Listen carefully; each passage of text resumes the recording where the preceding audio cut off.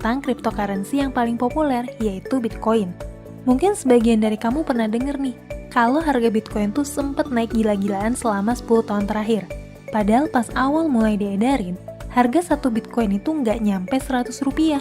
Pokoknya murah banget deh, seolah-olah tuh nggak ada nilainya. Tapi seiring berjalannya waktu, harga Bitcoin tuh terus melonjak. Dari beberapa puluh rupiah jadi beberapa ratus rupiah. Naik lagi sampai beberapa ribu rupiah. Sampai harganya tuh tembus jutaan rupiah. Dan pada puncaknya, di tanggal 16 Desember 2017, satu Bitcoin tuh sempat nyentuh harga 260 juta rupiah. Coba kamu bayangin deh, satu Bitcoin yang tadinya dihargai kurang dari 100 rupiah, naik jadi 260 juta rupiah dalam waktu 7 tahun. Makanya banyak orang yang nyesel nih, coba aja dulu beli Bitcoin pas harganya masih murah. Mereka yang beli dan tetap nyimpan Bitcoin pasti udah jadi miliarder atau bahkan triliuner. Tapi di sisi lain, ada banyak juga nih orang yang jatuh bangkrut gara-gara Bitcoin. Kebanyakan mereka yang bangkrut itu adalah mereka yang ikut-ikutan beli Bitcoin pas harganya tuh udah tinggi banget. Karena tergiur sama kenaikan harga Bitcoin yang fantastis. Mereka tuh cuma berspekulasi kalau harganya tuh bakalan terus naik, tapi nggak paham apa itu Bitcoin.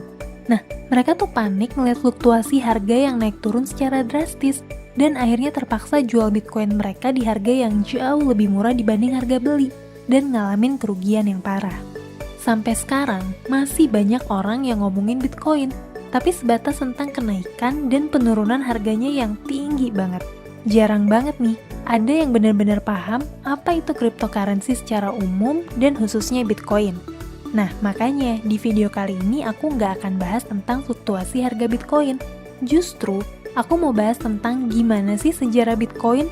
Sebetulnya apa sih tujuan pembuatan Bitcoin? Apa sih fungsinya? Dan apa kelebihan serta kekurangannya? Oke, sebelum mulai aku mau ngingetin dulu nih. Buat kamu yang tertarik sama topik seputar dunia keuangan, ekonomi, dan investasi, pastiin subscribe channel ini buat dapetin konten-konten terbaik dari kami. Yuk kita mulai ceritanya dari sejarah cryptocurrency dan Bitcoin. Cryptocurrency itu apa sih? Sesuai namanya, cryptocurrency itu adalah bentuk simpanan digital yang proses transfernya tuh pakai teknik kriptografi atau sandi rahasia. Peredaran cryptocurrency ini tuh nggak dikendalin oleh satu lembaga kayak bank sentral ataupun perusahaan tertentu, melainkan dengan server yang terpencar-pencar yang sifatnya terdesentralisasi. Sebetulnya ngapain sih bikin cryptocurrency? Emang ada yang salah ya sama sistem uang digital tradisional? Nah, para penggagas awal cryptocurrency ini tuh punya pemikiran kalau perputaran uang dalam ekonomi itu harusnya bisa dilakuin setiap orang secara independen, tanpa harus melalui pihak ketiga yang jadi perantara, kayak bank atau perusahaan penyedia dompet digital. Dan proses penerbitannya pun nggak dimonopoli oleh satu institusi, kayak bank sentral. Karena nih, kalau ada pihak ketiga yang jadi perantara, proses transaksi ekonomi yang terjadi tuh dimonitor dengan ketat. Distribusi dan peredaran uang juga dikendaliin pakai suku bunga. Dan proses penerbitan uangnya dimonopoli sama bank sentral. Gak cuma itu aja, layanan penyimpanan atau proses transfer pun dikenain biaya yang lumayan mahal sama pihak bank. Nah, cryptocurrency ini tuh hadir dan nawarin solusi supaya setiap orang tuh bisa ngelakuin proses transaksi ekonomi secara independen, pakai sistem yang nggak bisa dikendalin oleh siapapun, tapi punya jaringan yang bisa ngedokumentasiin setiap transaksi secara otomatis tanpa harus ada institusi yang lola. Wah, menarik banget ya idenya. Sebetulnya gagasan awal cryptocurrency ini tuh udah ada loh sejak tahun 98, tapi saat itu secara teknis, sistem ini tuh belum bisa diimplementasiin. Karena kalau nggak ada pihak yang mencatat setiap transaksi, setiap orang tuh jadi bisa menduplikasi uang digital sebanyak mungkin. Nah, masalah itu akhirnya diselesain di tahun 2008 sama orang yang misterius banget dan pakai nama samaran, Satoshi Nakamoto, dengan pakai teknologi blockchain. Di bulan Januari tahun 2009, konsep cryptocurrency dengan teknologi blockchain ini tuh diluncurin untuk pertama kalinya dan dikasih nama Bitcoin. Bisa dibilang nih, Bitcoin ini adalah cryptocurrency pertama yang sukses dibikin. Terus gimana ceritanya sih Bitcoin tuh bisa terdistribusi ke banyak orang dan setiap orang tuh bisa saling bertransaksi pakai Bitcoin? Pertama nih, Bitcoin tuh harus punya jaringan. Tapi jaringan itu tuh nggak boleh terpusat di satu server, nggak boleh dikelola sama satu perusahaan, dan nggak boleh ada yang ngendaliin. Emang kenapa sih Bitcoin nggak boleh ada yang ngendaliin? Karena kalau Bitcoin itu bisa dikendaliin oleh satu pihak. Ujung-ujungnya sama aja kayak mata uang digital saat ini, yang dikendaliin sama bank sentral, ataupun oleh server perusahaan tertentu. Terus caranya gimana dong? Caranya adalah dengan bikin banyak komputer rumahan di seluruh dunia jadi server yang terpencar-pencar dan berfungsi buat nyimpen, merekam, dan mengkonfirmasi seluruh data transaksi Bitcoin. Para penggagas awal Bitcoin kayak Satoshi, Halvini, Gavin, dan kawan-kawan tuh mulai mempopulerkan konsep ini dengan cara ngebujuk temen-temennya buat jadi server-server Bitcoin. Gimana sih caranya supaya sebuah komputer bisa jadi server Bitcoin? Nah, komputer itu tuh ditugasin buat nyelesain sandi matematika di jaringan blockchain. Kalau komputer itu bisa nyelesain sandi matematika tersebut, komputer tersebut tuh bakalan dapat hadiah berupa Bitcoin. Selain itu, komputer tersebut juga bakalan berfungsi sebagai server di antara banyak jaringan server lainnya yang bertugas buat ngerekam dan mengkonfirmasi proses transfer Bitcoin di seluruh dunia. Itu sebabnya nih, kenapa jaringan itu dinamain blockchain. Dan orang-orang yang ngoperasin komputer itu sering disebut sebagai Bitcoin miners atau penambang Bitcoin. Dengan adanya jaringan server yang terpencar-pencar atau blockchain, transaksi Bitcoin tuh bisa dilakuin secara independen, tanpa harus melalui perantara bank atau perusahaan tertentu. Nah, ini nih nilai jual fungsional dari Bitcoin itu sendiri. Misalnya kamu mau transfer uang dari Indonesia ke negara lain. Kamu tuh bisa transfer uang lewat bank atau institusi keuangan tertentu dan bayar biaya layanan. Proses transfer ini tuh makan waktu beberapa jam atau bahkan beberapa hari kerja. Belum lagi nih, diperluin kehadiran institusi keuangan dari pihak pengirim maupun pihak penerima di lokasi geografis masing-masing. Dengan cryptocurrency, semua orang tuh bisa ngelakuin transfer dari seluruh dunia cuma dalam waktu beberapa menit doang, tanpa perlu ada perantara sama sekali.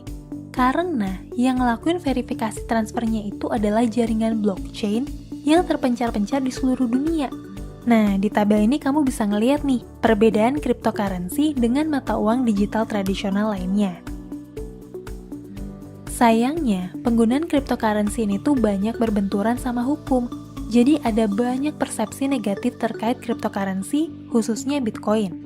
Di fase awal, Bitcoin tuh sempat populer dan dipakai sebagai mata uang dark web buat transaksi barang-barang ilegal, dan juga sebagai instrumen donasi ke Wikileaks, sebuah media yang nyebarin informasi rahasia pemerintah. Makanya, Satoshi tuh pernah bilang kayak gini di forum kriptografi, sebelum akhirnya dia ngilang dan gak ada yang tahu identitasnya sampai sekarang.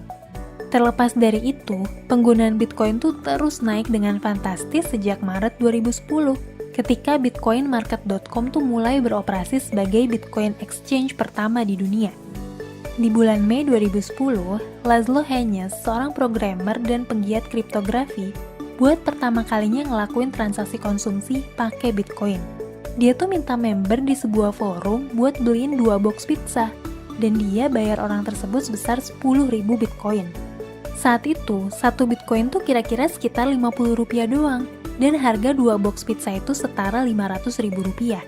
Tapi nih, saat video ini dibuat, nilai dari 10.000 Bitcoin itu setara dengan 1,3 triliun rupiah. Bayangin deh, kenaikan harga Bitcoin sejak pertama kali beredar tuh udah jutaan %. Nah, mungkin kamu penasaran, apa sih yang bikin harga Bitcoin naik tinggi banget? Sesuai hukum ekonomi, kenaikan harga sebuah entitas selalu disebabkan sama 2 hal. Pertama, banyaknya permintaan terhadap entitas tersebut. Kedua, keterbatasan atau kelangkaan dari entitas tersebut. Dari sisi kelangkaan, Satoshi Nakamoto dan para programmer awal Bitcoin tuh ngebatasin jumlah Bitcoin, maksimal 21 juta unit Bitcoin, dan jumlah tersebut tuh baru akan tercapai di tahun 2140. Jadi bisa dibilang, jumlah Bitcoin itu tuh terbatas dan gak ada seorang pun yang bisa memproduksi lebih dari jumlah tersebut.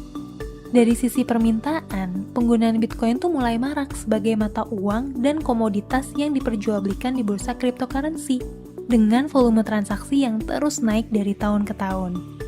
Kamu perlu tahu juga nih, salah satu kelemahan Bitcoin itu adalah fluktuasi nilainya yang sangat agresif. Bayangin deh, setelah Bitcoin nyentuh harga tertingginya di Juni 2011 di angka $30, harganya tuh turun 93% sampai nyentuh $2 di Desember 2011. Begitu juga ketika Bitcoin nyentuh harga $1.200 di November 2013. Harganya tuh turun 83% jadi $200 di bulan Maret 2015. Dan waktu harga Bitcoin tuh nyentuh rekor tertingginya di $19.000 di akhir tahun 2017, harganya tuh sempat turun 84%, jadi $3.000 di Desember 2018. Makanya, terlepas dari banyak cerita manis yang kita dengar dari para investor dan penambang Bitcoin, gak jarang juga kita dengar berita buruk dari banyak orang yang ngalamin kerugian parah, bahkan bangkrut, gara-gara berspekulasi saat ngelakuin transaksi jual beli cryptocurrency. Karena fluktuasi harga yang tinggi ini, gak jarang juga pelaku pasar modal dan trader forex di seluruh dunia ikut berpartisipasi dalam perdagangan cryptocurrency buat dapetin keuntungan berupa capital gain. Di Indonesia sendiri nih, Bitcoin tuh berstatus sebagai komoditas aset digital yang bisa diperjualbelikan, tapi belum diakui sebagai alat pembayaran yang sah. Sampai saat ini, udah ada banyak platform yang bisa dipakai buat beli dan jual Bitcoin di Indonesia, pakai mata uang rupiah. Pertanyaannya, gimana sih masa depan Bitcoin atau cryptocurrency yang lain, kayak Ethereum, Bitcoin Cash, Litecoin, dan lain-lain? Kita nggak akan pernah tahu apa yang bakal terjadi di masa depan. Sejauh mana sih cryptocurrency ini bisa diterima oleh publik dan penggunanya bisa semakin aktif? Atau malah, cryptocurrency ini tuh ternyata cuma sebatas pada komoditas digital yang diperjualbelikan dan harganya tuh bakalan terus berfluktuasi berdasarkan spekulasi doang. Satoshi sendiri tuh pernah bilang, "I'm sure that in 20 years, there will either be very large transaction volume or no volume." Nah, pada saat kamu nonton video ini di masa depan, berapa sih harga Bitcoin saat itu? Blockchain itu sebenarnya adalah teknologi yang sudah dikembangkan jauh sebelum adanya Bitcoin. Di awal tahun 90-an, dua orang ilmuwan yang bernama Stuart Haber dan Scott Stornetta menciptakan konsep blockchain. Teknologi ini kemudian menjadi fondasi Bitcoin yang diciptakan oleh Satoshi Nakamoto pada tahun 2009. Pada dasarnya, sesuatu yang digital itu sulit memiliki nilai karena mudah diduplikasi. Contohnya, anggap nih, kalau aku punya foto yang sangat langka, yang bernilai, dan dicari-cari sama semua orang, karena cuma aku yang punya. Tapi, saat foto itu aku kirim dan tersebar di internet secara luas, foto tersebut akan kehilangan nilainya karena semua orang punya foto yang sama dan kepemilikannya jadi nggak jelas. Nah, dengan adanya blockchain, aset-aset digital bisa menjadi langka dan memiliki nilai karena kepemilikannya bisa jelas. So, apa sih blockchain? Blockchain pada dasarnya adalah sebuah buku kas digital yang mencatat transaksi sehingga aset-aset digital kepemilikannya jelas dan tidak akan pernah terduplikasi. Mungkin kalian nanya nih, kalau cuma buku kas yang nyatet-nyatet doang, gampang dong, orang tinggal tulis-tulis aja, transaksi palsu, bisa dapat duit gratis, bisa curi-curi duit orang. Nah, justru teknologi blockchain itu sangat aman dan dapat dipercaya karena dia memiliki 4 karakteristik ini.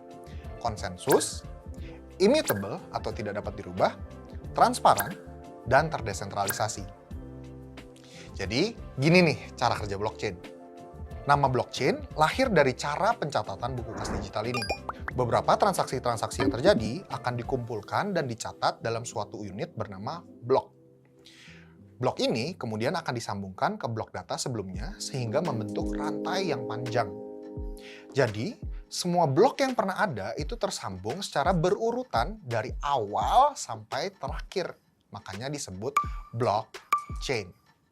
Gak sembarang orang bisa mencatat transaksi baru atau menambahkan blok ke dalam blockchain ini. Hanya validator atau miner saja yang bisa memvalidasi sebuah transaksi dan kemudian menambahkan blok baru ke blockchain. Miners, yang adalah kumpulan komputer-komputer berkekuatan besar yang tersebar di seluruh dunia, bertugas untuk menjaga agar tidak ada transaksi palsu yang bisa masuk ke dalam blockchain.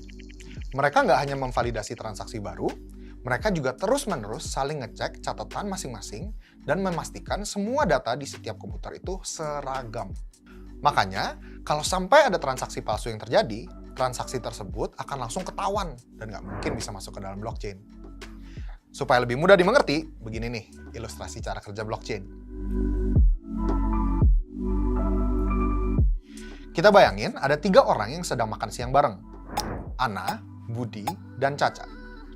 Ana berinisiatif untuk bayarin makanannya dulu. Budi dan Caca akan membayar dengan Bitcoin.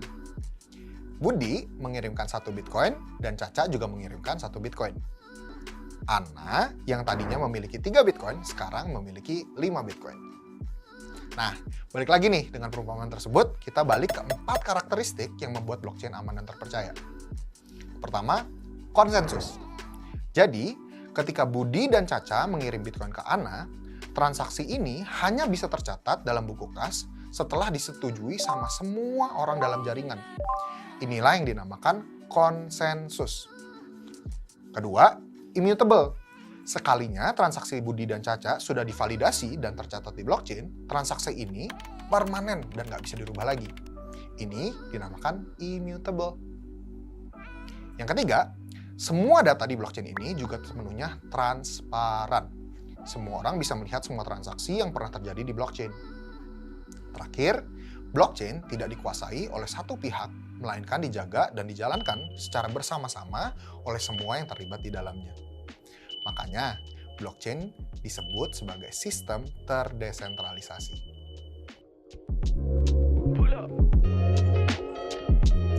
Nah, gimana nih? Kira-kira udah jelas belum? Kehadiran teknologi blockchain ini membuka sebuah dimensi baru di dunia internet. Banyak inovasi baru sedang dikembangkan untuk mempermudah dan membuat kehidupan kita lebih baik lagi.